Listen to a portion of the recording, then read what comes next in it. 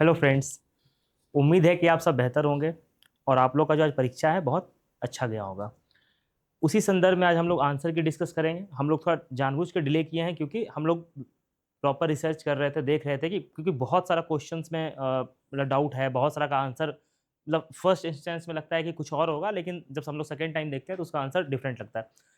और पेपर हम लोग वो भी लास्ट में लोग वो भी देखेंगे कि पेपर टफ था या इजी था, और हम लोग आखिरी में कि कितना कट ऑफ रहने वाला है हम लोग ये भी डिसाइड करेंगे, डिस्कस करेंगे। और प्रीवियस ट्रेंड पे डिस्कस करेंगे, पेपर कैसा था सब लोग डिस्कस करेंगे। हम लोग क्या करते हैं कि पहले जल्दी से हम लोग आंसर मिला लेते हैं एक बार, कि आंसर देख लेते हैं किसका क्या आंसर है। मैं कोशिश करूंगा जितना जल्दी से जल्दी हो, कम एक्सप्लेनेशन में, कि आप भी आंसर मिला लो। तो चलिए हम लोग स्टार्ट करते हैं। देखिए, अच्छा ये पेपर मैं पहले बता देता हूँ कि ये पेपर मैंने भी दिया है, तो और मैं लाइव पेपर सॉल्व करके आ रहा हूँ, ठीक। तो मुझे पता है कि ये पेपर का टफनेस मुझसे बेहतर आपको कोई नहीं बता सकता है, क्योंकि मैंने लाइव एक्सपीरियंस किया इस पेपर को। मैंने एग्जाम 2 घंटा एग्जामिनेशन हॉल में मैंने बैठ करके आप लोगों के साथ मैंने खुद सॉल्व किया। तो मुझे पता है ये पेपर का टफनेस क्या है, लेवल क्या है, कितना कट ऑफ जाएगा। बाहर से कोई कुछ भी बोले कि ऐसा पेपर है वैसा पेपर है, लेकिन एग्जाम में सॉल्व करना और बाहर पेपर मिलने पे सॉल्व करने में आसमान जमीन का फर्क होता है। इसलिए आप जो लोग बाहरी लोग हैं, बाहर से हल्ला कर रहे हैं कि कोई कह रहा है इजी था या कोई कुछ भी बकवास कर रहा है, ध्यान मत दीजिए अभी। और हम लोग मिलाते हैं। पहले देखिए, यूएनडीपी का ऐसे पूछ रहा है कि यूएनडीपी का जो ह्यूमन डेवलपमेंट इंडेक्स है, सॉरी, ह्यूमन डेवलपमेंट इंडेक्स के हिसाब से जो भारत का जो लाइफ एक्सपेक्टेंसी है वो 58.6 से कितना बढ़ करके हो गया। तो इसका आंसर जो होगा वो 72 साल होगा, 72 ईयर्स बढ़ करके हो गया। मैं इंग्लिश में लगाते चलूंगा, जो हिंदी मीडियम के हैं वो अपना इधर से देखते चलेंगे। देखिए, अब एआई एक्शन समिट, ये तो इजी क्वेश्चन है, करंट अफेयर्स का है, तो आप लोगों ने हर जगह पढ़ा ही होगा। इसका पेरिस होगा सेकंड का। थर्ड का हम लोग देखते हैं कि 96 जो अवार्ड था वो किस, ऑस्कर अवार्ड जो है एमा एमा स्टोन को कब मिला था। तो देखिए, लाला लैंड को पहले मिला था, लाला लैंड बहुत पहले मिला था। तो एमा स्टोन को जो दूसरा बार जो ऑस्कर अवार्ड मिला है वो मिला है पुअर थिंग्स के लिए। इसका आंसर पुअर थिंग्स होगा। नेक्स्ट हम लोग क्वेश्चन देखते हैं कि which Gujarati films won the 70th film award. अब ये गुजराती फिल्म का पूछ रहा है, तो इसमें बहुत लोग चेल्लो सो भी सोच रहे हैं, लेकिन नहीं, इसका आंसर होगा कच्छ एक्सप्रेस। ये ध्यान रखिएगा। नेक्स्ट क्वेश्चन और देखते हैं कि which of the following individuals और organisation was the recipient of Ramon Magsaysay award. अब रमन मैग्सेसे अवार्ड का पूछा है कि ऑर्गेनाइजेशन और मतलब कोई पर्सन भी, तो इसमें 3 लोग तो ये थे ही, इनके अलावा भी 2 लोग और थे। तो इसमें क्या हो जाएगा इसका answer, D, more than above. अब देखिए, ये जो more than one of the above है, अब ये क्वेश्चन को कितना हार्ड बना देता है, ये क्वेश्चन टफ में आएगा। आप मान के चलिए कि ये क्वेश्चन जो है वो टफ में आएगा। मतलब यही सब जो ऑप्शन सेटिंग है ना, इस बार का पेपर का आप देखिए, इतना ट्रिकी ऑप्शन है कि बहुत माइन्यूट मिस्टेक हो रहा है, और यही सब चीज इसको टफ बना देता है। तो इसलिए जो लोग कह रहे हैं कि इजी है, उसको ध्यान मत दीजिएगा। हम लोग लास्ट में कटअप भी डिस्कस करेंगे और बहुत अच्छे से डिस्कस करेंगे। अब देखिए, which of the following statement are true. अब इसमें पूछा है कि ट्रू कौन सा। अब देखिए, इसमें भी सेम उसी तरीके से दिया हुआ है। तो आप इस, ये बहुत जेनरिक स्टेटमेंट है, आकाश तीर is the core of the Indian army air defence system. तो ये सही है, क्योंकि ये बहुत ही मतलब कि जेनरिक स्टेटमेंट है। और जब इसका सी स्टेटमेंट देखिएगा, it reflect the strategic shift. मतलब पहले का क्या था कि हम लोग पहले मतलब पैसिव डिफेंस का मतलब होता है कि अगर हम पे अटैक हो रहा है तो हम लोग रिटेलिएट नहीं कर रहे, बस हम लोग अपने डिफेंसिव मोड में। लेकिन अब इंडिया का नहीं, हम लोग अटैक भी करते हैं और रिटेलिएट भी करते हैं। तो इसका ए और सी दोनों हो जाते, आंसर जो होगा डी हो जाएगा। आप इसका डी लगा लीजिएगा।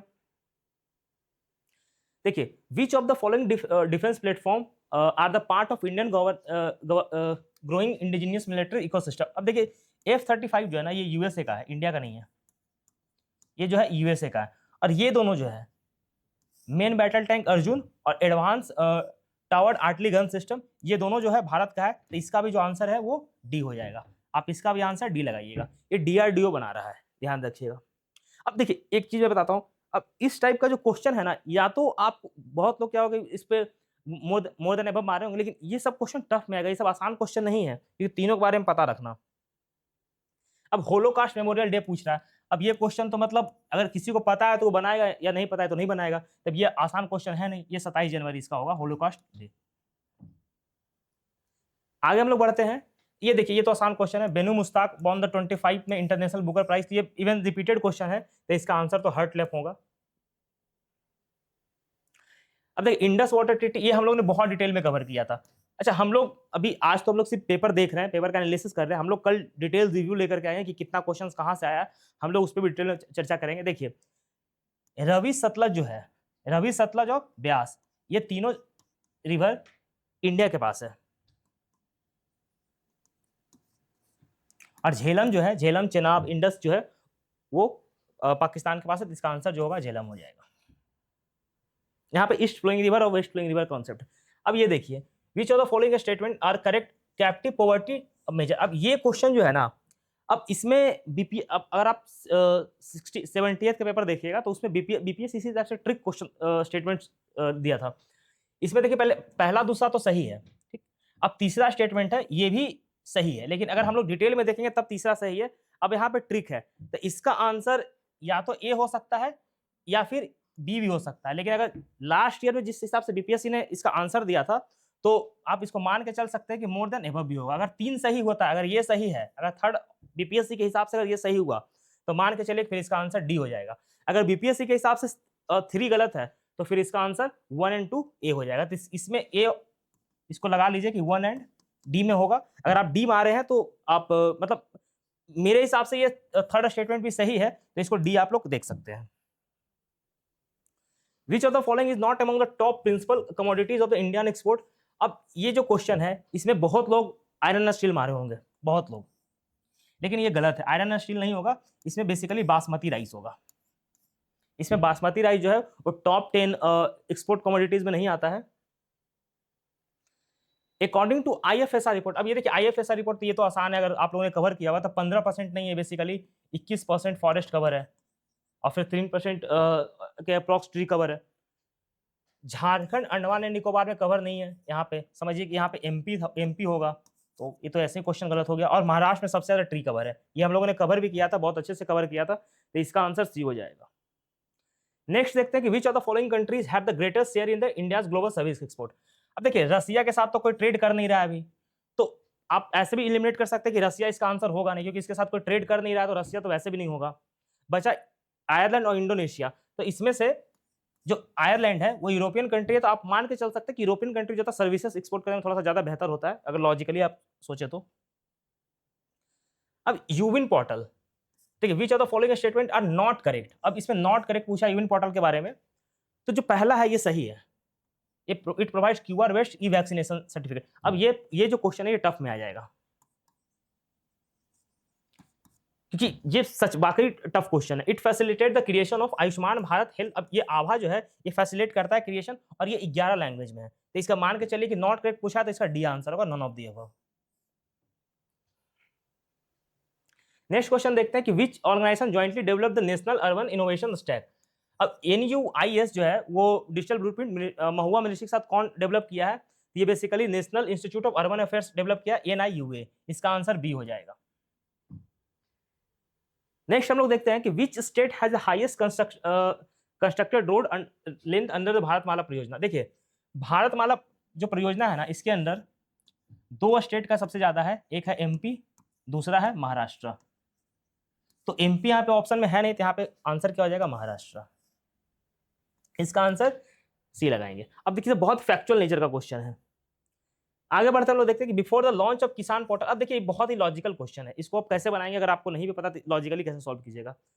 Farmers used to submit manual claims under the interest subvention and promote repayment incentive. अब देखिए रिजर्व बैंक ऑफ इंडिया के पास तो कुछ पेमेंट करेगा नहीं जा करके, आप ऐसे समझिए रिजर्व बैंक ऑफ इंडिया के पास तो कुछ भी जाकर पेमेंट होगा नहीं, वो तो उसका तो वर्क डिफरेंट है, तो ये ऑप्शन ऐसे ही एलिमिनेट हो जाएगा। अब NPCI, अब national payment corporation of India, इसका काम ही कुछ और है, इसके पास जाकर फार्मर क्या करेगा, कोई सेंस बनता नहीं है। तो NPCI से यहाँ भी रिजर्व बैंक ऑफ इंडिया है, तो ये ऐसे ही एलिमिनेट हो जाएगा, और इसका आंसर ए हो जाएगा। India's forest exchange. अब देखिए इंडिया का जो फॉरेन एक्सचेंज जब है ना, ये पहला स्टेटमेंट तो सही है। अब क्योंकि $640 बिलियन दिसंबर 24 का अराउंड था, बेसिकली अगर अप्रॉक्स देखे, पूरा एग्जैक्टली देखे तो 644 था।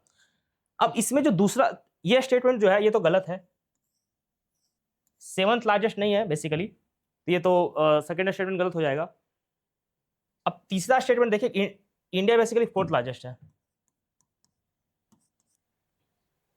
अब यहाँ पे बीओपी डेफिसिट का बात कर रहा है कि दिसंबर में जो के अराउंड बीओपी डेफिसिट था।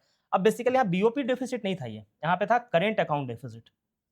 तो तीसरा स्टेटमेंट भी यहाँ पे गलत हो सकता है, लेकिन अब हम लोग 24 के अराउंड डिक्रीज किया था, तब ये बीपीएससी पे निर्भर करता है कि इसका आंसर क्या मानते हैं, लेकिन आप मान के चलिए कि इसका आंसर ए होगा या फिर डी भी हो सकता है। तो ये बीपीएससी के अब विवेक पे निर्भर करता है कि बीपीएससी इसको क्या मानती है। अगर बीओपी डेफिसिट मानती है एग्जैक्ट, तो फिर तो ये स्टेटमेंट गलत हो जाएगा। तो आप मान के चलिए, आप ये लगा के चलिए अगर ये आपका है तो, लेकिन इसमें ए और डी में कोई एक हो सकता है। ये देखिए जो क्वेश्चन कंट्रोवर्शियल हम लोग उसको बीपीएससी के विवेक पे छोड़ते हैं, क्योंकि आपको पता है कि पिछले साल बीपीएससी 4 क्वेश्चन डिलीट किया था। तो वो बीपीएससी ये जानता है वो कैसे ऑप्शन सेट करता है, वो क्या करता है, हम लोग उसमें कुछ नहीं कर सकते। हम लोग ने जितना इसको जो भी रिसर्च किया, जितना भी कर सकते हैं हम लोग किए हैं।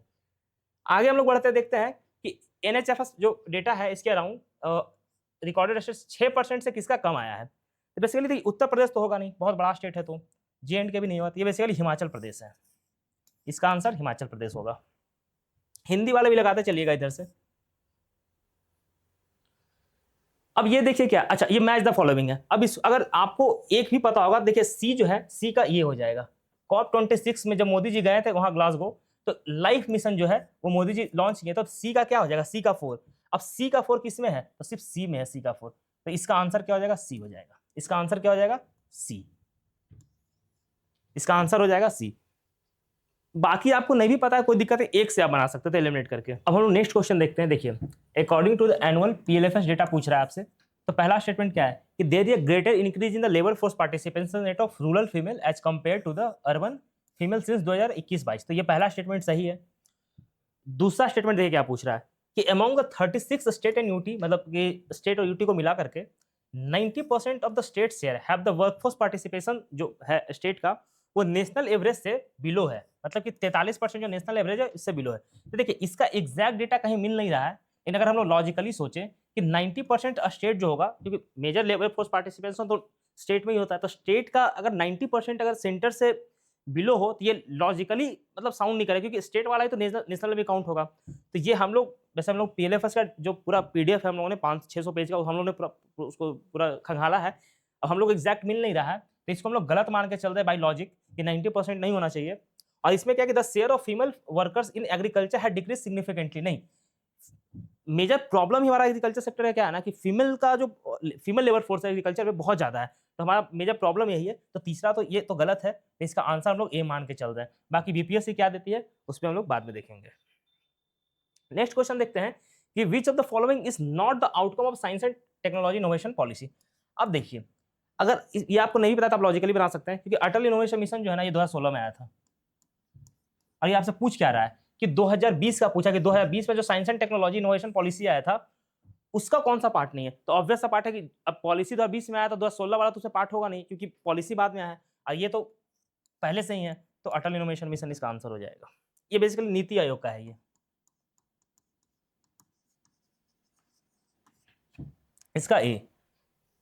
चलिए नेक्स्ट क्वेश्चन देखते हैं हम लोग। Share of MSME in enterprises in the countries gross value added GVA में कितना है। तो इसका बेसिकली 27.3% से 30% है। जो हिंदी मीडियम वाले हैं वो भी बी लगा लेंगे इधर। कि देखिए मैं इंग्लिश मीडियम का जो मैं बता दे रहा हूँ, हिंदी वाले आप खुद से लगाते चलिएगा कि 27.3 से 30% इसका वैल्यू है। तो इसका आंसर क्या हो जाएगा, बी। नेक्स्ट क्वेश्चन लोग देखते हैं कि which of the following statement is correct regarding the Indian cement industry. अब ये देखिए बेसिकली क्वेश्चन कहाँ का है। ये क्वेश्चन है, आप अगर इकोनॉमिक सर्वे देखे होंगे बिहार का, सॉरी इंडिया का, यूनियन का, वहां से क्वेश्चन है ये। अब around the 87% of the symmetry concentrated in the few state, जैसे राजस्थान, आंध्र प्रदेश, मध्य प्रदेश, ये बोलता है। तो बेसिकली जो सीमेंट होता है ना लाइम स्टोन से बनता है, आप सबको पता है। दूसरा स्टेटमेंट क्या है, India is the largest producer. नहीं, लार्जेस्ट प्रोड्यूसर नहीं है, हम लोगों ने इकोनॉमिक सर्वे में करा था कि जो भारत है वो सेकंड लार्जेस्ट है। तो दूसरा यहाँ से गलत हो गया, तो दूसरा गलत हो गया, तो सेकंड तो ऐसे ही खत्म हो गया। अब तीसरा देखते हैं कि most cement plant in India are located from the raw material sources. अब देखिए पूछ क्या रहा है कि जो रॉ मटेरियल सोर्स होता है उससे दूर होता है, लेकिन हम लोग सीमेंट के बारे में जानते हैं कि जो सीमेंट होता है वो वेट लूजिंग मटेरियल होता है। वेट लूजिंग मटेरियल होता है। तो बेसिकली जो इसका आंसर है वो हो जाएगा ए हो जाएगा, क्योंकि 3 गलत है ये। इसका आंसर हो जाएगा ए, पहला सही है सिर्फ। नेक्स्ट क्वेश्चन हम देखते हैं कि what is the primary objective Bihar Daksh mission. अब बिहार दक्ष मिशन का प्राइमरी ऑब्जेक्टिव ये है कि जो भी बच्चे जो पढ़ने में कमजोर हैं उन लोग को एक्स्ट्रा क्लास दिया जाए और उन लोग को सक्षम बनाया जाए। तो इसका basically to offer personalised mentorship for lagging student to reach the graded level. तो इसका आंसर हो जाएगा सी। इसका आंसर सी देख लीजिएगा। नेक्स्ट क्वेश्चन देखते हैं कि which of the following is not the component under युवा। अब युवा फ्रेमवर्क के अंदर कौन सा कंपोनेंट नहीं है। अब इसमें बहुत सारे लोग जो होंगे बेसिकली सोच रहे हैं कि ए होगा या सी। देखिए अब लॉजिकली अगर आप सोचिएगा तो आपको लगेगा कि यार ये स्टार्टअप को लेकर के तो उसमें एजुकेशन क्या करेगा, लॉजिकली लग सकता है। लेकिन जब आप बिहार का स्टार्टअप पॉलिसी में देखिएगा युवा को लेकर के तो उसमें एजुकेशन का बात है। और अगर हम लोग बिहार को थोड़ा ओवर एस्टिमेट करके चल रहे थे तो इसी कारण से हम लोग ने इंटरनेशनल मतलब अगर नहीं मार के ये मारा होगा, लेकिन इसका आंसर जो है वो इंटरनेशनल मार्केट एक्सपेंशन हो, इसका आंसर ये होगा। ये इंक्लूडेड नहीं है बिहार का जो स्टार्टअप पॉलिसी है युवा के अंदर। नेक्स्ट क्वेश्चन हम लोग देखते हैं कि which of the following statement is oblique are correct about the Bihar economic performance. अब बिहार का जो इकोनॉमिक परफॉर्मेंस है उसमें कौन सा स्टेटमेंट सही है ये पूछ रहा है। तो बिहार का जो पर कैपिटा जीएसडीपी है at current price increase by 12%। दूसरा क्या है कि the estimated share of the tertiary sector in Bihar GSAB price 2023-24 में 58.6%। तो ये तो आपको पता है कि 58.6% है, तो ये तो सही है। और जो ग्रॉस फिक्स्ड कैपिटल फॉर्मेशन है ये बेसिकली 4 पॉइंट है, 4.6% है, तो ये भी सही है। तो इसका आंसर हो जाएगा डी, मोर देन एबव। ये देखिए अब ये क्वेश्चन में थोड़ा सा the proportion of the young population, अच्छा इसको ऐसे देखते हैं, ये क्या पूछा, द एल्डरली पॉपुलेशन 60% जो 60 ईयर प्लस है in Bihar is expected to rise more sharply than India. मतलब भारत से ज्यादा शार्पली राइज होगा ये कह रहा है। तो मोर शार्पली आप यहीं से समझ सकते हैं कि तीसरा स्टेटमेंट थोड़ा सा वेग लग रहा है, गलत है, तो 3 आप हटा सकते हैं यहां से। तो इसका आंसर आप ऐसे एलिमिनेट कर सकते हैं ए। अब इसको ऐसे समझिए, जब भी आप मेंस के लिए पढ़िएगा तो जो हम लोग डेमोग्राफिक डिविडेंड पढ़ते हैं तो डेमोग्राफिक डिविडेंड हम लोग पढ़ते हैं कि 2041 तक जाके पीक पे आएगा अराउंड, उसके बाद फिर डिक्लाइन होना शुरू होगा। तो जो पीक पे आएगा वो क्या आएगा, वर्किंग पॉपुलेशन पीक पे आता है। और वर्किंग पॉपुलेशन जब तक पीक पे आएगा तो जो नीचे वाला पॉपुलेशन होगा ना, यंग पॉपुलेशन जो 0 से 19 तक है, वो डिक्लाइन होने लगता है। तो यही आपसे 2 स्टेटमेंट पूछा है, ये दोनों सही है। नेक्स्ट क्वेश्चन देखते हैं कि according to the PLFS data 2023-24 which of the following statement best describe the nature of employment among the women in Bihar. अब इसको लॉजिकली देखिए कैसे सॉल्व करते हैं हम लोग। Most women are employed in formal and regular wages. अब बिहार में जो मेन है, मर्द लोग, वो तो फॉर्मल सेक्टर में ऑर्गेनाइज ही नहीं है। बिहार का छोड़िए पूरे इंडिया में का 85% लोग इनफॉर्मल सेक्टर में काम करता है। तो बिहार की महिला फॉर्मल सेक्टर में कहां से काम करेगी, तो ये तो स्टेटमेंट ऐसे ही गलत हो गया। अब हम लोग सबसे इंटरेस्टिंग स्टेटमेंट ये देखते हैं कि majority of the women are engaged in the secondary sector. Secondary sector basically manufacturing sector को कहते हैं। बिहार में कौन सा इंडस्ट्री है जो मैन्युफैक्चरिंग सिस्टम में आकर महिला काम करेगी। यहाँ का पुरुष तो काम कर ही नहीं पा रहा मैन्युफैक्चरिंग सिस्टम में, इंडस्ट्री है ही नहीं, यहाँ से माइग्रेशन होकर कहीं बाहर जाता है काम करने के लिए। तो ये तो वैसे ही गलत हो गया। ये सही कि majority of the women are self employed, सही बात है। वुमेन बेसिकली सेल्फ एम्प्लॉयड जो जीविका वाला कॉन्सेप्ट है, इसका आंसर बी हो जाएगा। यहाँ भी हम लोग लगा लेंगे बी। नेक्स्ट क्वेश्चन देखते हैं कि the power to recruit secretarial staff of the house of the people is vested in. ये बेसिकली कह रहा है कि जो हाउस ऑफ पीपल जो पार्लियामेंट है, लोकसभा है, उसका सेक्रेटेरिएट स्टाफ को जो रिक्रूट करने का पावर है, तो ये बेसिकली प्रेसिडेंट के पास है इन कंसुलेशन विद द स्पीकर। जब हाउस सेशन में नहीं रहता है तो ये बेसिकली आर्टिकल 94 आप देखिएगा, तो ये आर्टिकल 94 में यही कहता है कि प्रेसिडेंट इन कंसुलेशन विद, इसका आंसर जो हो जाएगा डी हो जाएगा। अब अटॉर्नी जनरल ऑफ इंडिया, अब देखिए he gives advice to the president in the legal matter, is not entitled to the audience except supreme court. नहीं, ये हर कोर्ट में इसका ऑडियंस है। Can't participate in the proceeding of house, नहीं participate कर सकता है। Is the whole time council of the government, ये भी गलत है। अब ये जो स्टेटमेंट है he gives advice to president on legal matter, ठीक है, प्रेसिडेंट लीगल मैटर के लिए सुप्रीम कोर्ट से एडवाइस ले सकता है, जो एडवाइसरी जुडिक्शन है प्रेसिडेंट के अंदर पास, आर्टिकल 143। तो हो सकता है कि क्वेश्चन डिलीट हो जाए, नहीं तो फिर इसका अगर हम लोग इसमें एक्यूरेट आंसर देखते हैं तो इसका आंसर आपको ए ही माना जाएगा इसका, क्योंकि वो लीगल मैटर पे एडवाइस करता है गवर्नमेंट ऑफ इंडिया को, प्रेसिडेंट को एडवाइस नहीं करता है। तो वैसे तो अगर टेक्निकली देखा है तो हो सकता है क्वेश्चन डिलीट कर दे बीपीएससी, लेकिन अगर उसने ही डिलीट करेगा तो बहुत चांस क्या है इसका आंसर फिर ए ही होगा। अब हम लोग नेक्स्ट क्वेश्चन देखते हैं। Consider the following subject belong to different list of the constitution of India. अब बेसिकली आपसे पूछ क्या रहा है कि कंकरेंट लिस्ट में कौन कौन सा सब्जेक्ट बिलोंग करता है। जो protection of life, world life है, ये बिलोंग करता है। इनकम ऑन एग्रीकल्चर, ये बेसिकली स्टेट में बिलोंग करता है, कंकरेंट में बिलोंग नहीं करता है। Tax on electricity and consumption and sale, ये भी बेसिकली स्टेट के पास है। प्राइस कंट्रोल ये कंकरेंट में है। तो इसका आंसर हो जाएगा 1 और 4, इसका आंसर हो जाएगा 1 और 4, बी हो जाएगा इसका आंसर। मैं ज़्यादा एक्सप्लेन पे ध्यान नहीं दे रहा क्योंकि हम लोग एक्सप्लेनेशन बाद में करेंगे, अभी बस आप मिला लीजिए। अब देखिए ये बहुत अच्छा क्वेश्चन है, which of the following directive principle do not belong to the guardian principle. अब देखिए जैसे ऑर्गेनाइजेशन ऑफ जो विलेज पंचायत है आर्टिकल 40 है, ये बेसिकली बिलोंग करती है, पहला बिलोंग करती है। अब जो कॉमन सिविल कोड है ये बेसिकली लिबरल प्रिंसिपल है, ये लिबरल प्रिंसिपल है। राइट टू वर्क ये बेसिकली सोशलिस्ट है। और क्या बचा एक, promotion of the cottage industry in rural area. अब देखिए तो इसमें 2 और 4 हो गया, ये 2 है तो इसमें क्या हो जाएगा 2 और 4, क्योंकि पूछ क्या रहा है नॉट। आप ये देखिए बहुत सारा बच्चा क्या है ना कि 150 क्वेश्चंस में क्या है ना कि करीब 40-50 क्वेश्चन नॉट दिया हुआ है, तो नॉट से तो इतना गलती हो रहा है सबका, तो तो यही सब कारण से पेपर टफ है, आसान पेपर नहीं है ये वाला। तो इसका 2 और 4 हो जाएगा, जो यूसीसी है और राइट टू वर्क है। नेक्स्ट क्वेश्चन देखते हैं कि which pair is not correctly matched, कौन सा पेयर करेक्टली मैच नहीं है। अब देखिए इसमें कह रहा है कि administration of the schedule areas, ये बेसिकली 6th शेड्यूल में नहीं है, ये 5th में। 6th में क्या है तो शेड्यूल ट्राइब्स का बात करता है, एरियाज का बात नहीं करता, शेड्यूल ट्राइब का बात करता है, बाकी सब सही है। तो इसका आंसर क्या हो जाएगा सी।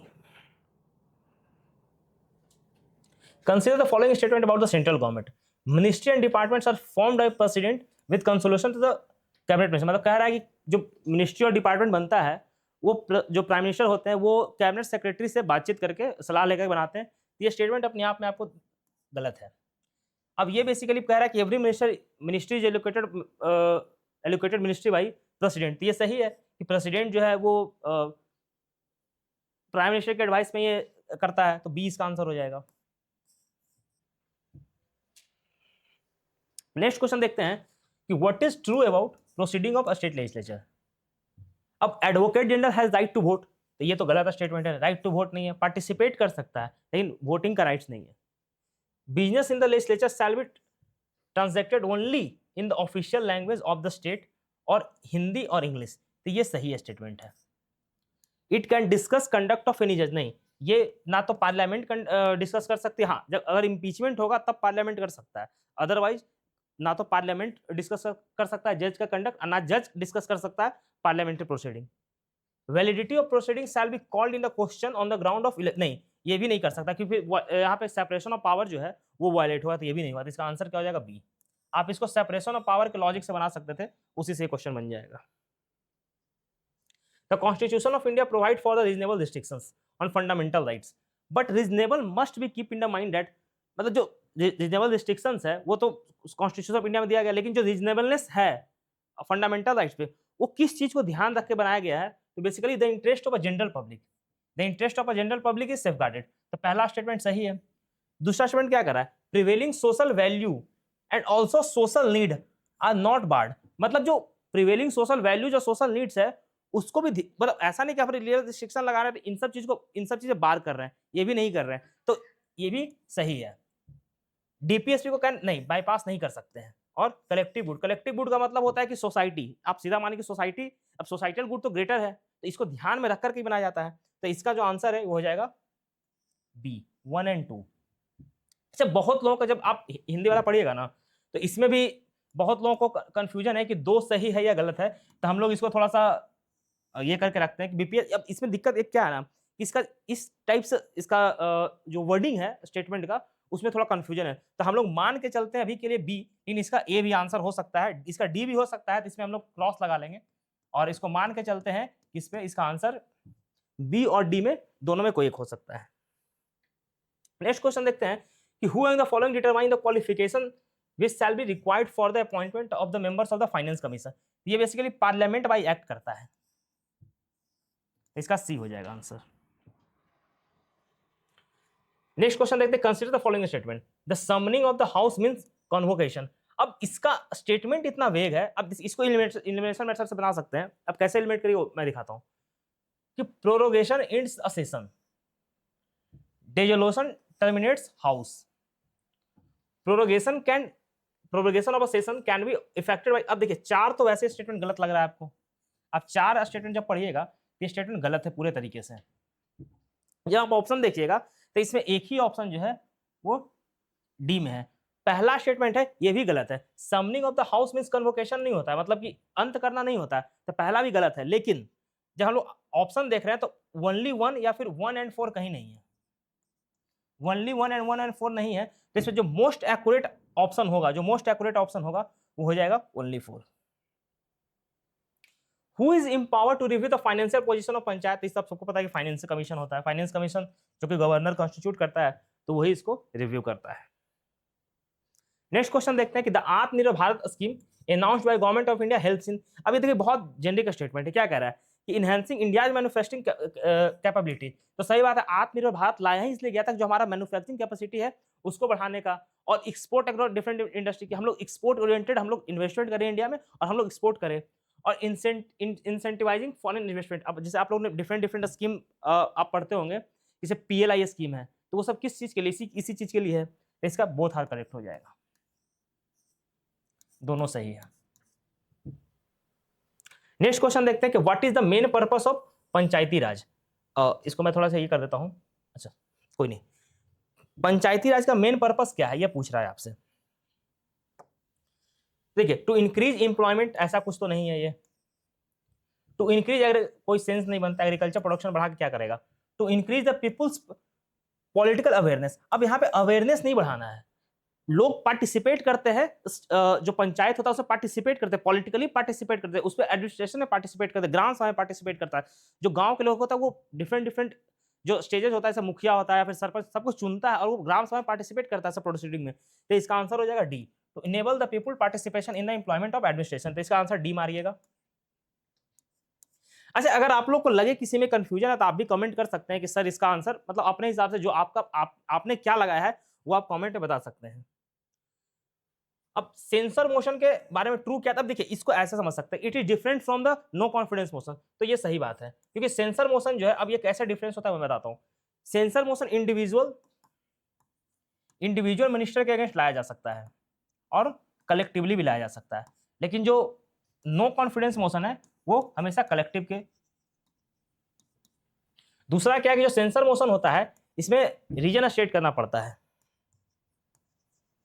कि हम लोग सेंसर मोशन ला रहे हैं तो क्यों ला रहे हैं, लेकिन नो कॉन्फिडेंस मोशन में ऐसा कुछ नहीं होता है।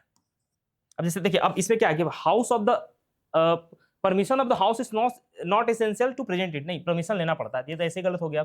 It is not mandatory to maintain the reason, नहीं ये भी गलत हो गया। इट इज नॉट डिफरेंट, अब देखिए ये दोनों जो ऑप्शन है ये खुद में कॉन्ट्राडिक्टरी है, तो ये तो ऐसे ही गलत हो जाएगा, तो इसका आंसर क्या हो जाएगा ए। नेक्स्ट क्वेश्चन में देखते हैं कि विच one of the following subject fails with in the जुडिक्शन of the both high court and supreme court. अब यहाँ पे सीधा सीधा पूछ रहा है कि जुडिक्शन हाई कोर्ट और सुप्रीम कोर्ट के अंतर्गत उसके जुडिक्शन में कौन सा सब्जेक्ट आता है, तो डिस्प्यूट अमंग अ स्टेट, तो डिस्प्यूट अमंग अ स्टेट जो है ये सुप्रीम कोर्ट का ओरिजिनल जुडिक्शन होता है, ये हाई कोर्ट में नहीं जाता है, ये गलत हो गया statement. Dispute between centre and state, तो सेंटर एंड स्टेट भी सेम क्या है कि ये ओरिजिनल जुडिक्शन में आता है।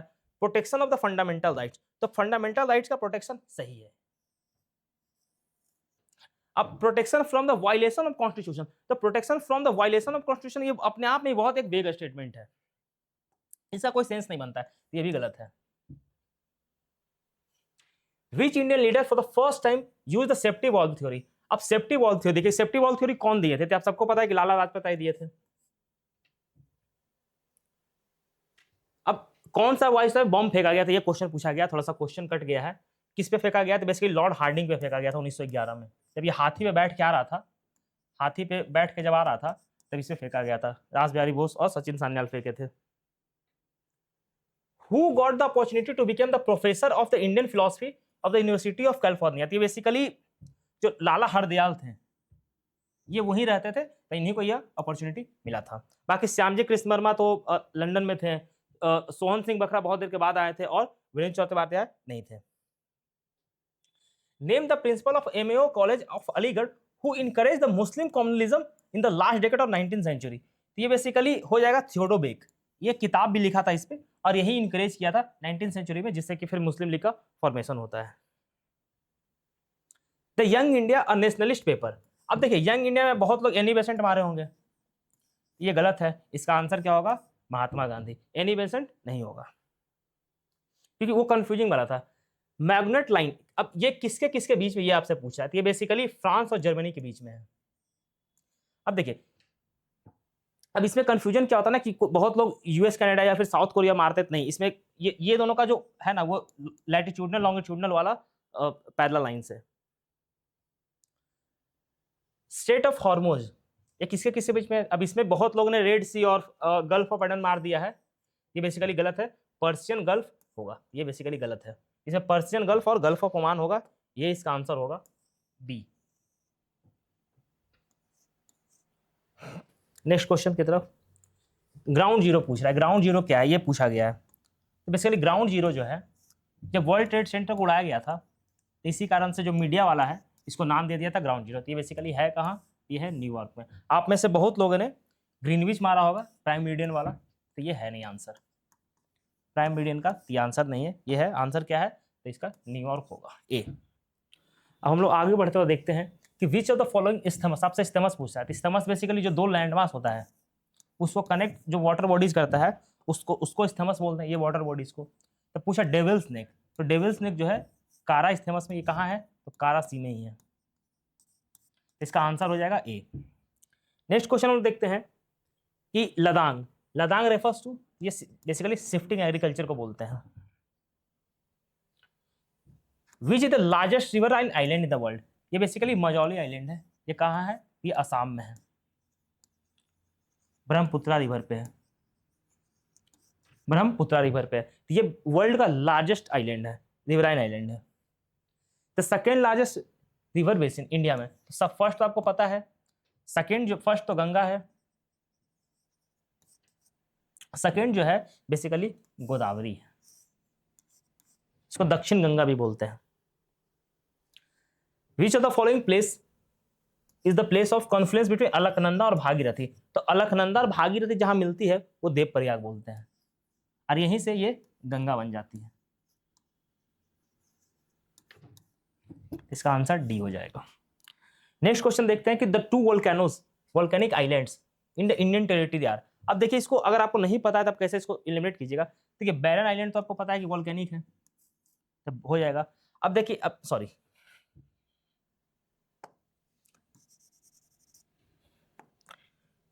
बैरन आइलैंड, अब इसमें पम्बम जो है ये बेसिकली कहाँ है? तो तमिलनाडु के पास, ये ऐसे एलिमिनेट हो जाएगा, और आप इसको एलिमिनेशन से लगा सकते हैं अगर आपको ये नहीं पता है तो। इसका आंसर डी हो जाएगा। नेक्स्ट हम लोग देखते हैं, एक सेकेंड,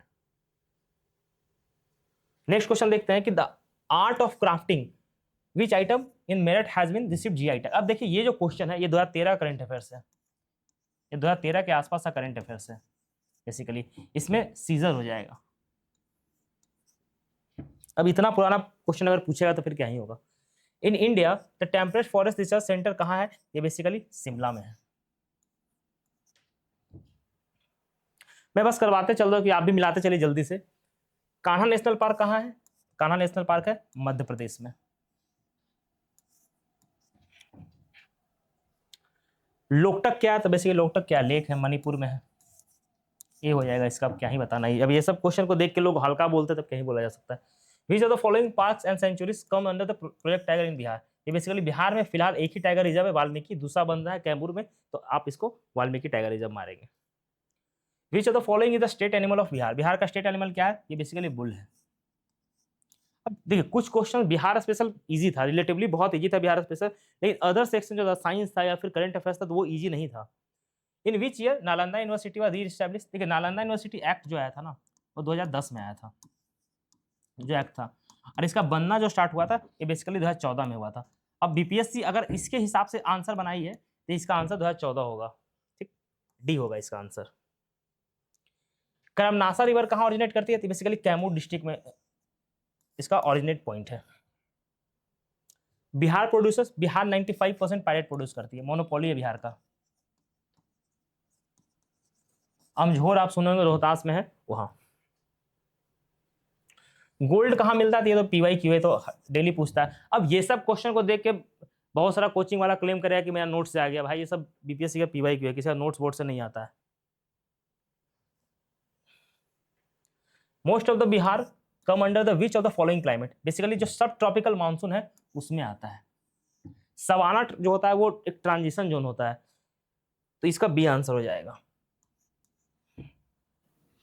अब हम लोग आगे चलते हैं।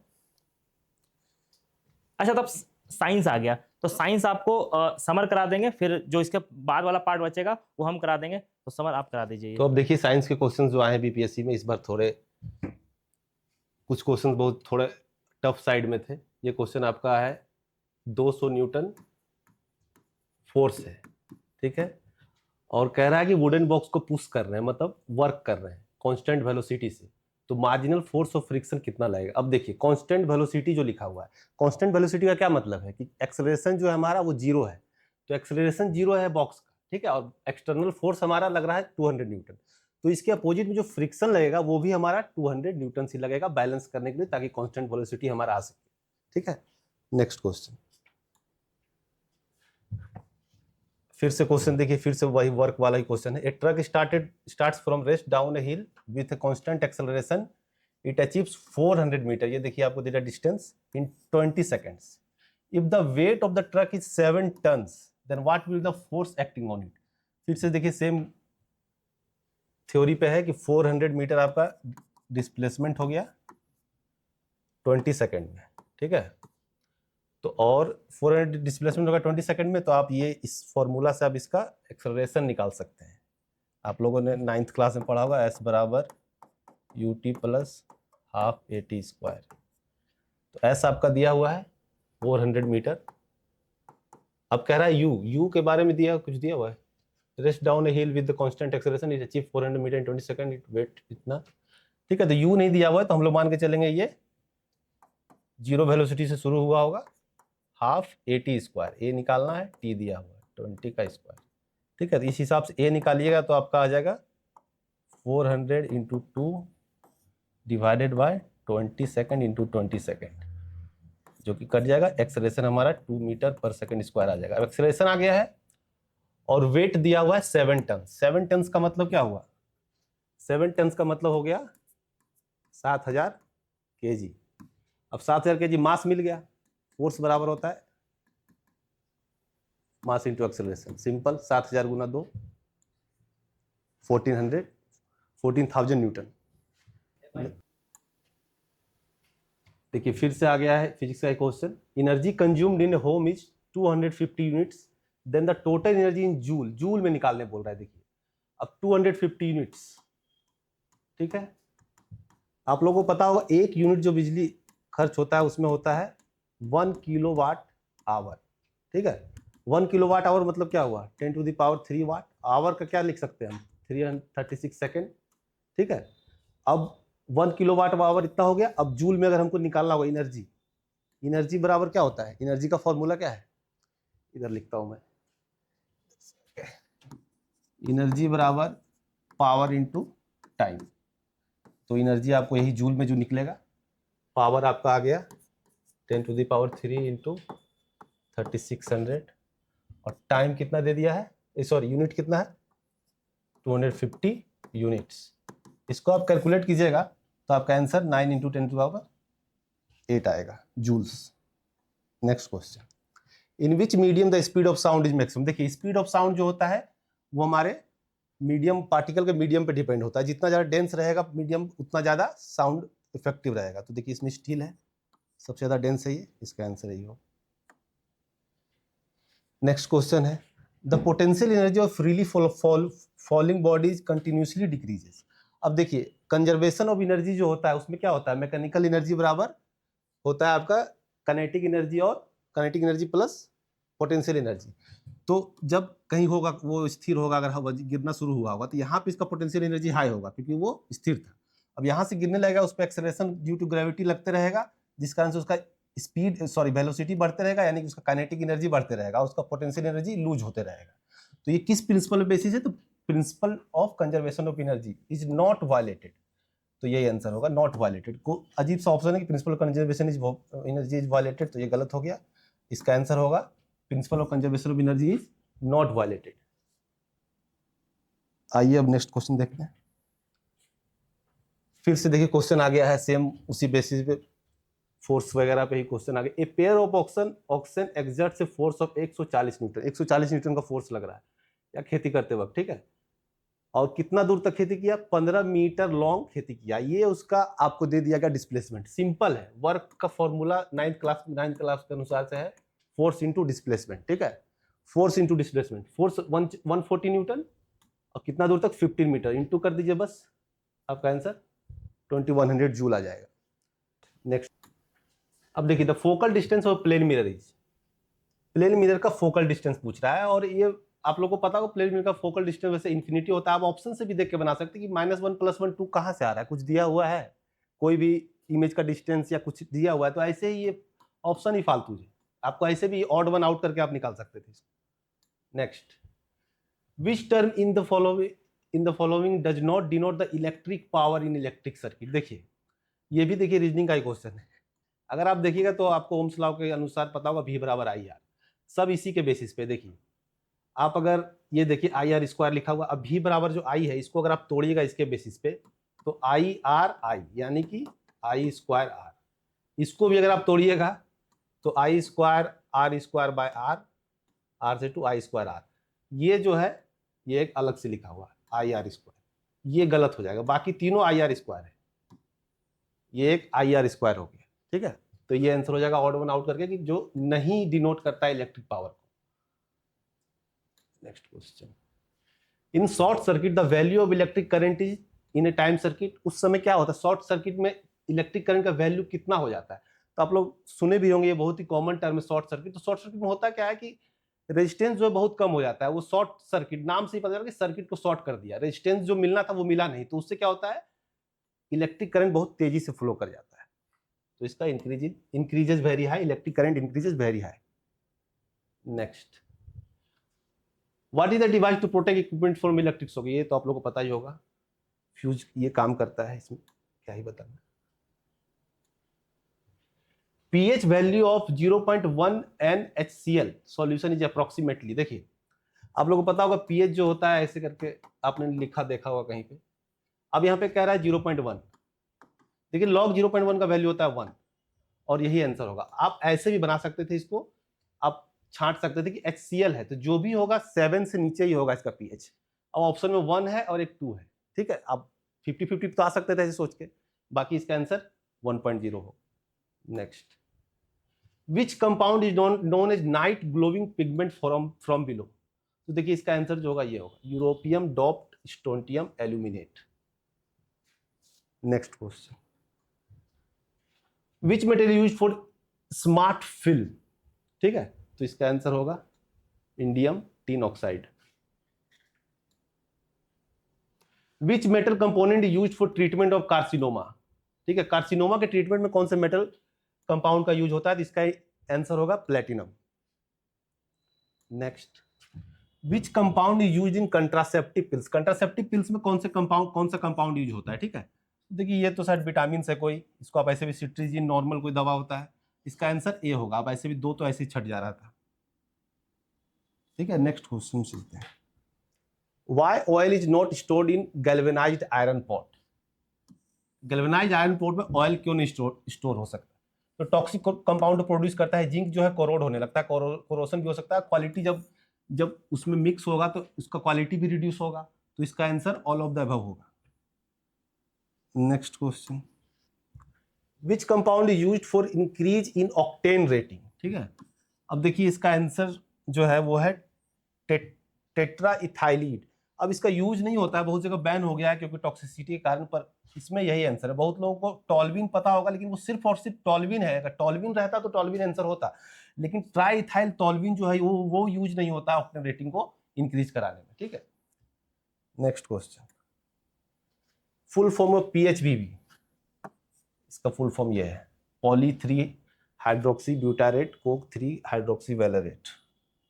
नेक्स्ट क्वेश्चन, हार्मोन से सीक्रेटेड, ये सब तो आप लोगों ने सही किया होगा। Which one of the following term characterise the interaction between herpes simplex virus and human. देखिए herpes simplex virus and human. अब देखिए एक सिम्बायोसिस पहला ऑप्शन है। आप जानते हैं हर्पीज एक बीमारी है, वो सिम्बायोसिस में कैसे रह सकता है? सिम्बायोसिस में तो एक दूसरे को फायदा होता है, तो उसमें आप इसको ऐसे ही छाट सकते थे। इंडो सिम्बायोसिस सेम उसी तरह से छट जाएगा कि ये भी कैसे होगा? सिम्बायोसिस में तो ह्यूमन को फायदा होता है, तो ये बीमारी का नाम ह्यूमन को फायदा कैसे होगा बीमारी से? तो ये दोनों ऑप्शन आप ऐसे ही छाट सकते हैं। अब पैरासिटिज्म बचा, इंडो पैरासिटम बचा, तो इसका आंसर इंडो पैरासिटिज्म होगा, क्योंकि वो शरीर के अंदर में होता है viruses.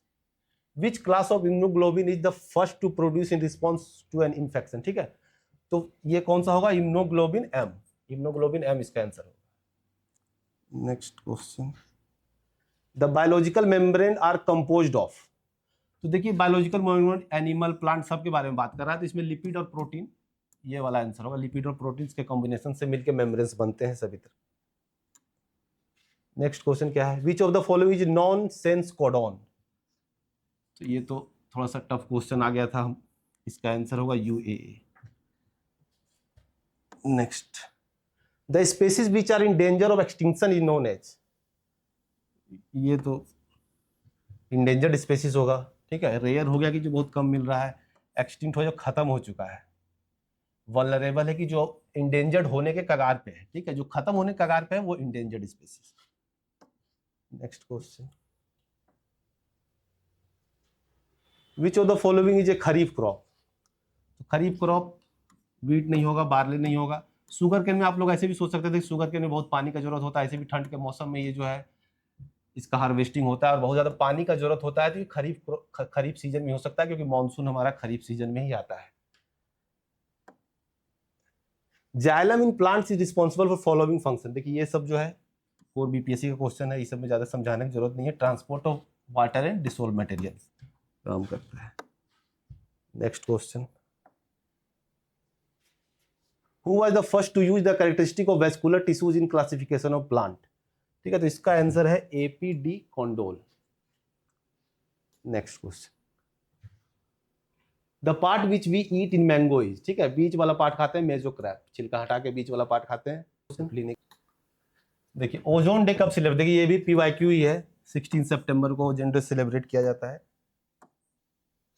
Next question, in mycorrhizal association the advantage the plant is. Mycorrhizal association क्या होता है? आप लोगों ने पढ़ा होगा, फंगी और प्लांट के रूट के बीच में एक सिम्बायोटिक रिलेशनशिप होता है, जिसमें जो है फंगी जो है प्लांट्स को मिनरल्स और वाटर जो है एब्जॉर्ब करने में मदद करता है, और बदले में प्लांट उसको शुगर वगैरह फूड के रूप में देता है।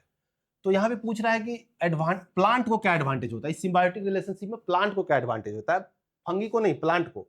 ठीक है, तो फंगी को होता तो फूड होता है, लेकिन प्लांट के बारे में पूछ रहा है, तो प्लांट को क्या होता है? मिनरल एब्जॉर्प्शन में हेल्प करता है और डिजीज प्रोटेक्शन में हेल्प करता है। ठीक है, नेक्स्ट क्वेश्चन। ठीक है, नेक्स्ट क्वेश्चन देखते हैं।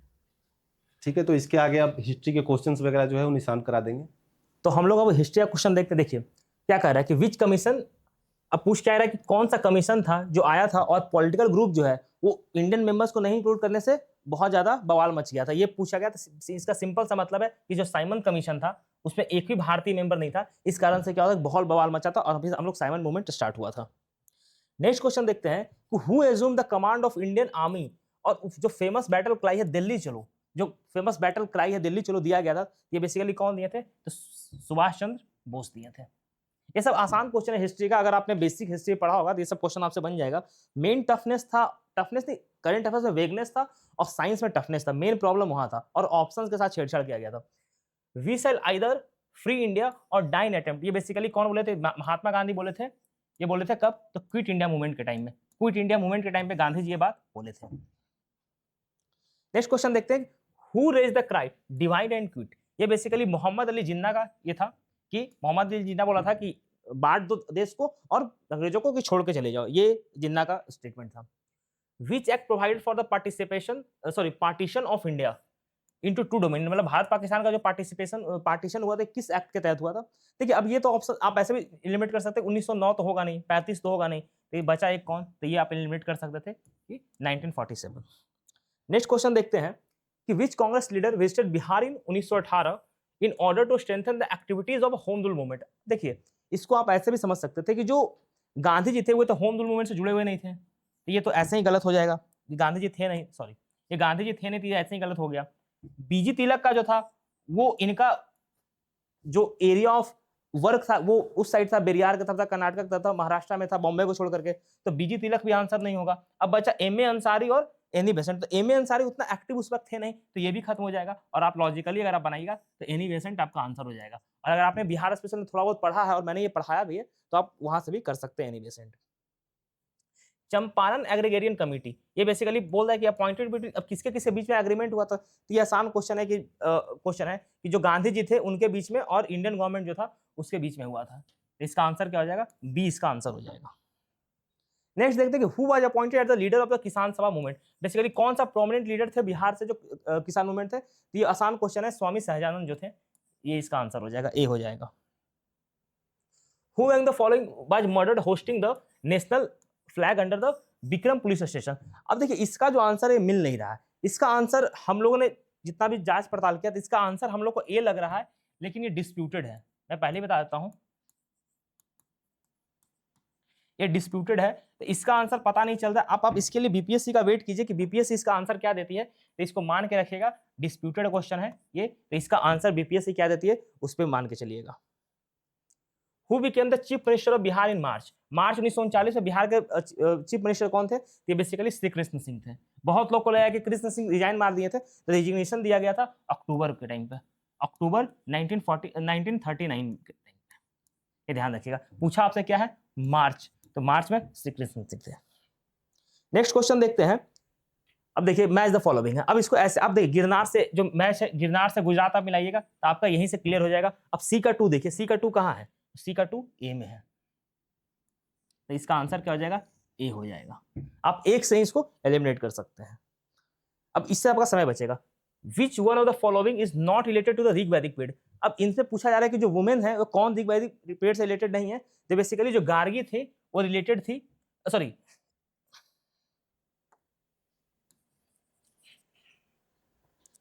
हाँ, गार्गी जो थी ये बेसिकली रिलेटेड थी किससे? ये थी लैटर वैदिक पीरियड से, लैटर वैदिक पीरियड से, उपनिषद से,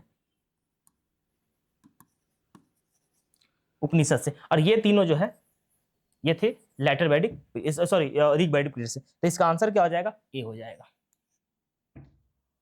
नेक्स्ट हम लोग देखते हैं। अब देखिए ये भी मैच द फॉलोइंग है, तो इसको भी आप कैसे बना सकते हैं? देखिए सुदर्शन लेख तो आप सबने पढ़ा है कि सुदर्शन लेख किसका था, तो सुदर्शन लेख किसका था? चंद्रगुप्त मौर्य का था। तो डी का 1 हो जाएगा। अब डी का 1 देखिए कहां पे, तो डी का 1 सिर्फ यहां पे है, तो इसका ए हो जाएगा। वैसे आप ऐसे प्रयागराज का असेंबली हर्षवर्धन लाया था, तो ये आप ऐसे भी कर सकते हैं, ये एक ऑप्शन से निकाल सकते हैं। Who in the following ruler maximum period में कौन रूल किया था, ये है बेसिकली क्वेश्चन इसका। तो ये कौन था? तो बेसिकली मोहम्मद बिन तुगलक था। अब आपको कंफ्यूजन होगा मोहम्मद बिन तुगलक और बलबन में, तो लेकिन बलबन इसका आंसर नहीं, इसका आंसर कौन है? तो मोहम्मद बिन तुगलक। अब पूछा है डायनेस्टी का, आपसे पूछा है कि डायनेस्टी का रूल क्रोनोलॉजी में पूछा। देखिए सबसे पहले तो आपको पता है कि मौर्य आया था, ये तो आप ऐसे भी लगा सकते हैं कि मौर्य आया था। मौर्य के बाद कौन था? सुंगा था। सुंगा के बाद कौन था? कन्वा था। और कन्वा के बाद कौन था? कुषाण था। तब मौर्य किसमें है? मौर्य है 2, 2 के बाद कौन है? 1, उसके बाद कौन है? 4, और उसके बाद कौन है? कुषाण 3। 2 1 4 3। अब 2 1 4 3 देखिए कहां पे है, बेसिकली इसका आंसर हो जाएगा A. Which one of the following is not written by Tulsidas. Tulsidas के द्वारा कौन नहीं लिखा गया है? बेसिकली गीता वाली लिखा गया, विनय पत्रिका लिखा गया, कविता वाली। देखिए जो साहित्य लाहिरी है ये सूरदास का है, ये सूरदास का, तो इसका आंसर हो जाएगा बी। नेक्स्ट क्वेश्चन देखते हैं हम लोग। देखिए अब ये फिर से match the following. Match the following जब भी आप ऐसा क्वेश्चन बनाइए ना, तो आप कोशिश कीजिए कि कोई एक से एलिमिनेट करने का। अब देखिए 2.5 दिन का झोपड़ा किसका है? ये बेसिकली कुतुबुद्दीन ऐबक का है। ठीक, तो कुतुबुद्दीन ऐबक देखिए किस बी का 1 किस में जा रहा है, तो बी का 1 ठीक है 3 में है, तो चलिए कम से कम एक तो हट गया, ये हट गया। चलिए अब हमारे पास 3 ऑप्शन बचा। अब देखते हैं हम लोग। देखिए अब क्या है? इलाहाबाद फोर्ट। अब इलाहाबाद फोर्ट कौन बनवाया था? तो अकबर बनवाया था। और इत्माद उद मौला टाउन कौन बनाया था? ये बेसिकली नूरजहां बनवाई थी, इत्माद अपने पिता का। तो देखिए डी का 2 किसमें है? तो डी का 2 यहां पे है, एक एलिमिनेट हो चुका था और डी का 2 यहां पे है, तो इसका आंसर क्या हो जाएगा? बी।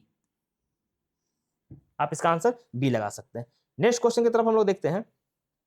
फिर से देखिए मैच द फॉलोइंग है। अब इससे क्या पूछा कि नॉट करेक्टली मैच्ड, कौन सा करेक्टली मैच नहीं है? तो बेसिकली जो जेम्स अगस्टस हेस्के था, इनका ये करेक्टली मैच नहीं है, एक कलकत्ता क्रॉनिकल्स दे रखा है, ये गलत है, बाकी तीनों जो है सही है। नेक्स्ट क्वेश्चन देखते हैं। अब देखिए फिर से मैच द फॉलोइंग दे रखा, अब इसमें भी एक देखेंगे। देखिए जो बाबर था उसका बेटा का नाम क्या था, ये कमरान था, ठीक। और अकबर का सलीम तो आपको पता ही है। अब देखिए ए का हम लोग देखते हैं 3, ए का 3 कहां पे है, तो ए का 3 किसमें किसमें है, ए और सी में है, तो बी खत्म हो जाएगा, बी काट दीजिए इसको, और डी भी कट जाएगा, खत्म हो जाएगा। अब बचा आपके पास 2। अब देखिए ए का 1 किसमें है, सॉरी बी का 1 किसमें, तो बी का 1 भी ठीक है, दोनों में है। अब यहाँ आगे चलते हैं, हम लोग देखते हैं कि जो जहांगीर का बेटा था उसका नाम खुसरू था, खुसरू था। तो डी का 2 किसमें है, डी का 2 ए में है, तो इसका आंसर क्या हो जाएगा, ए हो जाएगा। आगे बढ़ते हैं। Which Buddhist council was not held in Bihar, Bihar में कौन सा नहीं हुआ था, बेसिकली 4th बुद्धिस्ट काउंसिल जो था बिहार में नहीं हुआ था, ये कुषाण के टाइम पे हुआ था, कश्मीर में हुआ था, ये कश्मीर में हुआ था। नेक्स्ट क्वेश्चन देखते हैं। अब पूछ रहा है कि ये देखिए बहुत ट्रिकी क्वेश्चन है, यहाँ बहुत लोगों ने गलती किया, जब मैं बात कर रहा था बहुत लोगों से तो बहुत लोगों ने गलती किया है। देखिए सुभाष चंद्र बोस जो थे वो प्रेसिडेंट तो थे, और 1938 में प्रेसिडेंट थे, लेकिन वो त्रिपुरारी सेशन में नहीं थे, वो हरिपुरा में थे। अब यहाँ पे ट्रिक अब दे दिया, अब यहाँ पे बहुत लोग गलत हो गए। पहला स्टेटमेंट गलत है, दूसरा सही है, और अक्टूबर इतना, अब पहला देखिए, पहला अगर गलत है तो एलिमिनेट कर दीजिएगा यहीं से, जरूरत ही नहीं है हम लोग को आगे जाने का, यहीं से हमारा आंसर आ जाएगा ए। नेक्स्ट क्वेश्चन देखते हैं। Who among the following was not the Acharya of Nalanda university. अब देखिए आचार्य कौन नहीं था ये पूछा, तो कौटिल्य जो थे वो पहले ही थे, कौटिल्य तो कंटेम्प्रेरी थे भी नहीं, नालंदा यूनिवर्सिटी तो बाद में आकर के बना है, ये आप सबको पता है, धर्मपाल बनवाया था। तो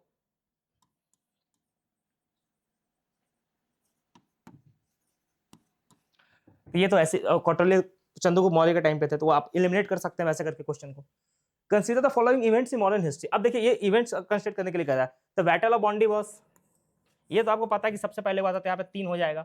अब देखिए डेथ ऑफ राजा नंद जो था ये बेसिकली 1775 में हुआ था, तो 3 के बाद क्या हो जाएगा, 1 हो जाएगा। अब 3 के बाद 1 कहाँ कहाँ, तो 3 के बाद देखिए 1 सिर्फ यहाँ पे है, ए में है, तो इसका ए हो जाएगा।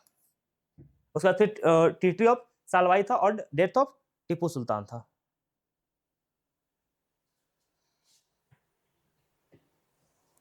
इधर उधर थोड़ा सा,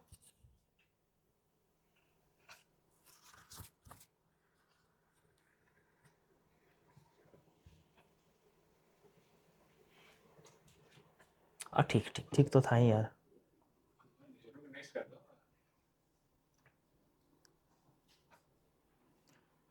अब हम नेक्स्ट क्वेश्चन देखते हैं कि among the following newspaper which one the, पहला न्यूज़पेपर आपसे पूछा बिहार का, कि बिहार का पहला न्यूज़पेपर कौन था, तो इसमें बेसिकली जो अखबार है बिहार था ये पहला था, इन 1956 में आया था, 1956 में, तो इसका हम लोग सी मान के चलेंगे। बहुत लोग पटना हकारा ये भी आंसर कह रहा है, लेकिन एक्चुअली इसका कोई सोर्स मिल नहीं रहा है, तो आप इसको एक सेकंड डिस्प्यूटेड मान के चल सकते हैं, लेकिन ज्यादा प्रोबेबिलिटी है इसका आंसर सी होगा।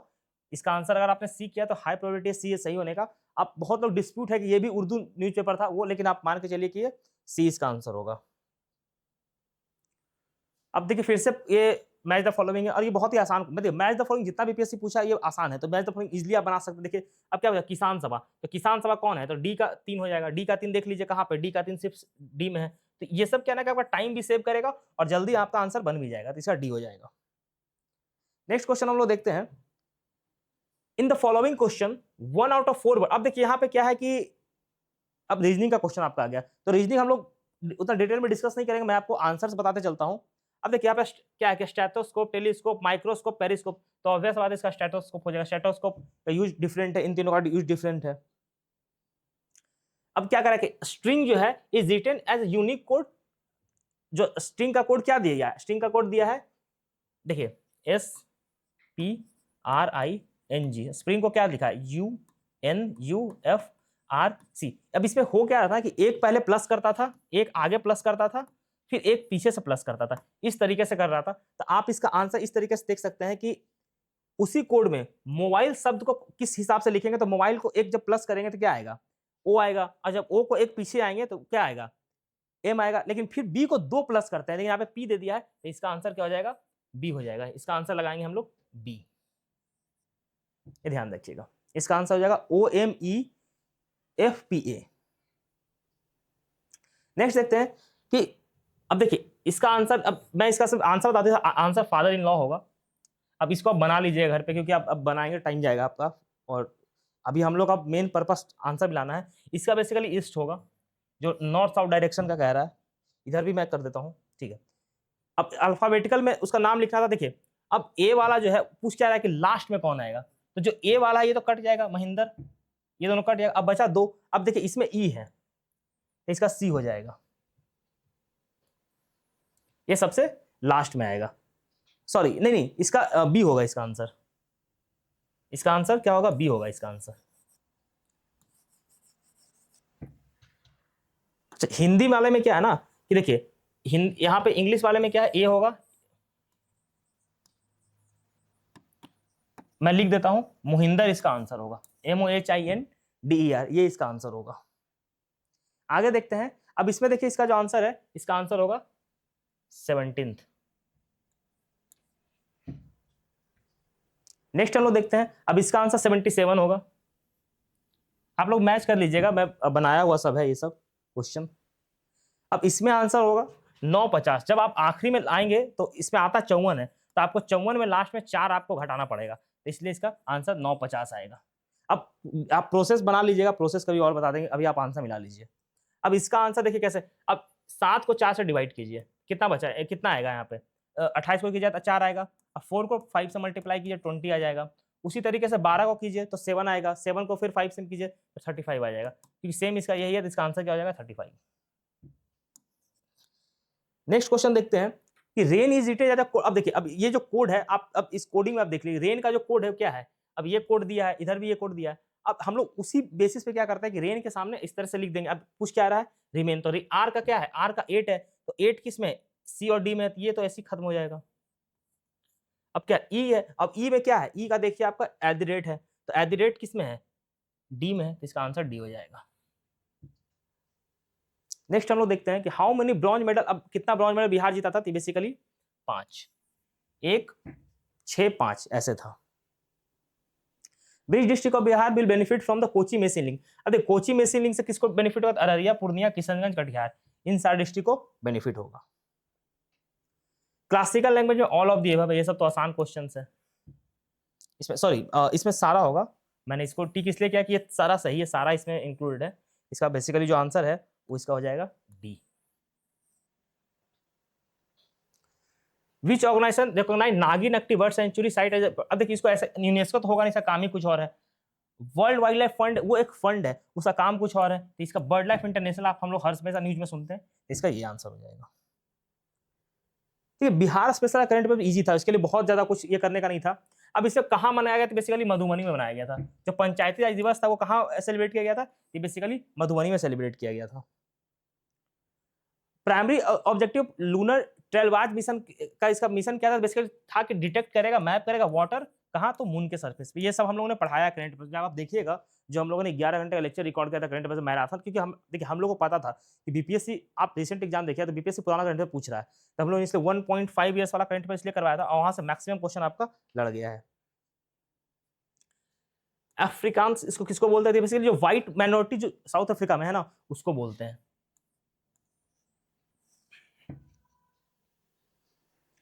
अब क्या पूछा कि 16th सेंचुरी स्टेबल, जिसको archaeological survey of India recently इसको कंजर्व किया है, किसके साथ किया है, तो बेसिकली हो जाएगा राजाओं की बोली। इसका बी आंसर हो जाएगा, सी नहीं होगा, ये गलती से लग गया। अब ये पूछ, अब देखिए इसमें एक कदम आगे बढ़ के हम लोगों ने कवर कराया था कि न्यूयॉर्क इसको डिक्लेयर किया, हम लोगों ने ये नाम कवर नहीं करवाया था ऑनेस्टली, तो इसका नाम हो जाएगा एरिक एडम्स। ये थोड़ा एक कदम और बढ़ गया। अब यही सब कारण से क्या है, करंट में बहुत हार्ड हो गया है, और नॉर्मली जो पेपर है वो हार्ड है। अब इसका यूनाइटेड बाय म्यूजिक, अब कौन सा सॉन्ग जो था यूरोविजन सॉन्ग कॉन्टेस्ट में था, तो यूनाइटेड बाय म्यूजिक इसका आंसर होगा सी, इसको सी लगा लीजिएगा।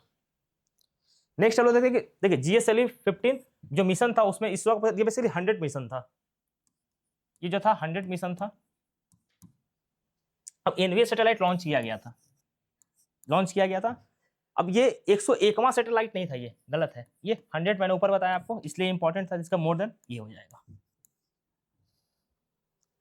नेक्स्ट क्वेश्चन देखते हैं कि देखिए अब ये बहुत ट्रिक क्वेश्चन था, आसान मतलब ट्रिकी क्वेश्चन कहिए। जो G20 समिट था ना, ये हुआ था इंडिया में, कहाँ हुआ था? ये बेसिकली हुआ था इंडिया में। तो ये तीनों जो दिया है ना, ये 19G20 समिट का दिया है, ये 19G20 समिट का, तो ये तीनों गलत है। इसका आंसर क्या हो जाएगा? डी हो जाएगा। ये ट्रिक क्वेश्चन था, आप एक समझिए कि रीजनिंग टाइप का क्वेश्चन बीपीएससी आपसे पूछ दिया, मतलब थोड़ा सा ऐसा वैसे पूछना नहीं चाहिए, लेकिन ठीक है, बीपीएससी का मन कुछ भी पूछ सकता है, वो स्वतंत्र है। ये बेसिकली कली फाउंडेशन ये जो था उसमें था कि 300 बिलियन 2035 तक दिया जाएगा। ये हम लोगों ने करंट अफेयर्स में कवर किया है, तो ये आपको पता चल जाएगा, आप देख सकते हैं। नोबेल प्राइज, अब देखिए इसमें क्या था ना कि अब ये तो एक कदम फिर से आगे निकल गया कि वेजिटेरियन जब इनको अवार्ड मिला था, तो ये और किसमें अवार्ड मिला है? ये बेसिकली इंटरनेशनल बुकर प्राइज इनको मिला है। 2016 में शायद मिला था, ईयर मुझे एग्जैक्ट याद नहीं है, 2016 में मिला था। आखिरी क्वेश्चन हम लोग देखते हैं। देखिए अब नेपाल विच ग्लेशियर अमंग द नेपाल, अब पूछा ये तो आप सबको पता होगा, ये हम लोगों ने कवर भी करा था, येला ग्लेशियर। अब देखिए आंसर हम लोगों ने कंप्लीट करा दिया है। आप इसमें मोस्टली आप देखिएगा तो 99.9% एक्यूरेसी के साथ हम लोगों ने कवर करवाया है इसको, ठीक। अब हम लोग चलते हैं कट ऑफ पे कि क्या कट ऑफ जाएगा, हम लोग प्रॉपर डिस्कशन करके आपको कट ऑफ बताएंगे। देखिए 70th बीपीएससी में कितना कट ऑफ गया था? 70वीं बीपीएससी में देखें तो 91 कट ऑफ था। 70th में देखें तो अराउंड 69 में देखें, 69 में देखें तो 69 में भी कट ऑफ 91 के आसपास था। 70th में सीट की संख्या कितनी थी? 2000 थी। 69 में कितना था? 325 के राउंड था। बस हम लोग एक लमसम देख रहे हैं। 70th का पेपर कैसा था? वन लाइनर था, मतलब समझिए कि जो रेलवे से जितना बचा था सब खुल के मारा था, और कट ऑफ मतलब कट ऑफ गिरा था। 2000 सीट जाने के बाद भी कट ऑफ कम, जितना हल्ला था मार्केट उससे कम आया था। 69 का छोड़िए, अब हम लोग 71st का देखते हैं। 71st का जो पेपर था ये यूपीएससी टाइप का पेपर था, तो इसलिए कट ऑफ 325 सीट जाने पर भी कितना कट ऑफ गिर के आ गया था? 91 गिर करके आ गया था। और उसी तरीके से अगर आप देखिएगा कट ऑफ 91 जो था, अगर आप कैटेगरी वाइज देखिएगा तो कैटेगरी वाइज कट ऑफ बहुत ज्यादा गिरा था। तो मान के चलिए कि जो 70th का कट ऑफ जाएगा, ये हम लोग प्रॉपर एनालिसिस के साथ कह रहे हैं, प्रॉपर 70th का जो कट ऑफ जाएगा, मेरे हिसाब से जितना मैं बीपीएससी को, और हाँ ये एग्जाम मैंने खुद भी दिया है, मैं पहले ही बताता हूँ, ये एग्जाम मैंने खुद दिया है। मेरा कितना सही कितना गलत है मैं बता दूंगा। जैसे मैंने मिलाया है, मैंने देखा भी, तो मेरा भी अराउंड 100-105 के अराउंड सही है। खैर वो तो अलग बात है। तो जो ये अभी जो कट ऑफ अभी का बात है जो हम लोग अभी देख रहे हैं, तो ये मैं उस एक्सपीरियंस बता रहा हूँ कि जो एक्सपीरियंस आप क्लासरूम में कर, दो एक्सपीरियंस मैंने खुद किया है, और उस एक्सपीरियंस मैं छुपाता नहीं हूँ। अगर मैंने एग्जाम दिया तो फिर दिया, उसमें कोई छुपाने वाला बात नहीं। बहुत सारा मास्टर एग्जाम दे के छुपाता है क्योंकि फेल हो जाता तो छुपाएगा ही। मेरा वो सब हरकत नहीं। हम लोग अगर एग्जाम दे रहे तो हम खुल के दे रहे हैं। अगर हम बच्चों को गाइड कर रहे हैं तो वो गाइडेंस हम खुद को दे रहे हैं, तभी हम बच्चों को गाइड कर रहे हैं। हम लोग ऐसे मास्टर के हिसाब से नहीं, खुद पीटी फेल कर जाते हैं तभी बच्चों को गाइड करते हैं, वो हरकत नहीं करते हैं। तो 71वीं में देखिए इसका जो हम लोग, मैं खुद एक्सपीरियंस किया हूँ इस चीज को, तो मैं एक्सपीरियंस किया तो मुझे पता है पेपर कैसा था। मैं बच्चों को देख रहा था, पसीना छूट रहा था, हाथ कांप रहा था लोगों का। तो पेपर तो आसान नहीं था, पेपर तो इजी टू मॉडरेट जो लोग कह रहा है वो था ही नहीं। आप मानिए कि मॉडरेट टू हार्ड ही पेपर था, मॉडरेट टू हार्ड। अब moderate to hard, hard section क्या था? तो हार्ड सेक्शन था करेंट अफेयर्स एंड साइंस। अब बीपीएससी का जो बच्चा है करेंट अफेयर्स और साइंस सबसे ज्यादा पढ़ता है, साइंस लूसेंट से पढ़ता है, करेंट अफेयर्स से कोई एक मैगजीन फॉलो करता है। अब ये जो पेपर था करेंट अफेयर्स क्या था? लेंदी था। करंट अफेयर्स क्या था? लेंदी था, बहुत लंबा पेपर था। और साइंस क्या था? बहुत ही फैक्चुअल था, 11th क्लास 12th क्लास का एनसीईआरटी से पूछा गया था क्वेश्चन। जो अदर मॉडरेट एरिया था, मॉडरेट एरिया में क्या था? तो हिस्ट्री, हर साल हिस्ट्री मॉडरेट आता है। बिहार स्पेशल, वो सारा बच्चा बनाया होगा। और जो मिसलिनियस है जैसे कि मैथ्स, या फिर मैथ्स आप ले लीजिए, या फिर आप रीजनिंग ले लीजिए। मैथ्स रीजनिंग भी क्या था? लेंदी था। तो जो अदर पार्ट है वो ले लीजिए। अगर हम लोग इसके बेसिस पे देखें कि क्या पेपर का नेचर था, और जितना सिलेक्शन होगा, मान लीजिए कि 1200 के अराउंड सीट है आपका, 1200 प्लस ही सीट है, तो मान लीजिए कि आप एग्जाम में 13,000 बच्चा को बुलाया जाएगा मेंस लिखने के लिए। जब 13,000 बच्चा को मेंस लिखने के लिए बुलाया जाएगा, तो मान के चलिए कि अब इतना बच्चा को बुलाया जाएगा, तो इसके हिसाब से जो कट ऑफ जाएगा, वो कट ऑफ है वो आप बहुत मैक्सिमम तो 86 मान के चल सकते हैं। 86 प्लस माइनस 1, 86 प्लस माइनस 1। इससे ज्यादा कट ऑफ जाने का बहुत कम संभावना है, कट ऑफ नीचे गिरेगा। आप अगर आपको जो और सेफ्टी के लिए 86 प्लस माइनस 2 कर सकते हैं, मतलब माइनस में माइनस 1 प्लस 2। मैं क्लियर करके इसको अच्छे से लिख रहा है, यहां बता देता हूं, यहां बता देता हूं। जो कट ऑफ है 86 प्लस 2 और -1, ये कट ऑफ रहने वाला है, मान के चलिए इसी के अराउंड कट ऑफ आपका घूमेगा। अगर इतना नंबर आपके पास आ रहा है तो आप मान के चलिए कि आप सेफ हैं। और इसके हिसाब से आप अपना कैटेगरी का देख लें। आप मान लीजिए कि बीसी कैटेगरी से आते हैं तो आप 4 नंबर घटा लीजिए। अगर आप बीसी से आते हैं, मैं यहाँ पे क्लीन करके बता देता हूँ, सबका मैं बता देता हूँ, आप देख लीजिएगा एक बार, 1 सेकेंड।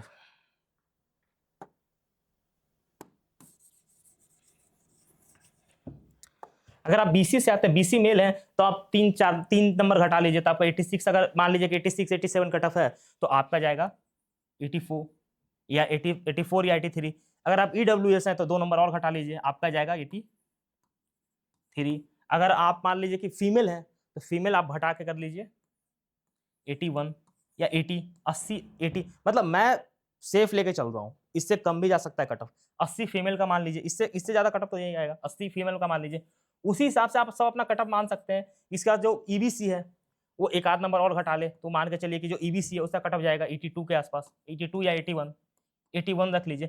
तो कट ऑफ जो रहेगा वो इसी लमसम के अराउंड रहेगा। सबका अपना अपना कैटेगरी के हिसाब से देख लीजिएगा। जो लास्ट में जिस हिसाब से गया था 86 + 2 - 1, ये कट ऑफ हम लोगों ने प्रिडिक्ट किया है और हाई प्रोबेबिलिटी है कि आपका कट ऑफ इसी के अराउंड रहेगा।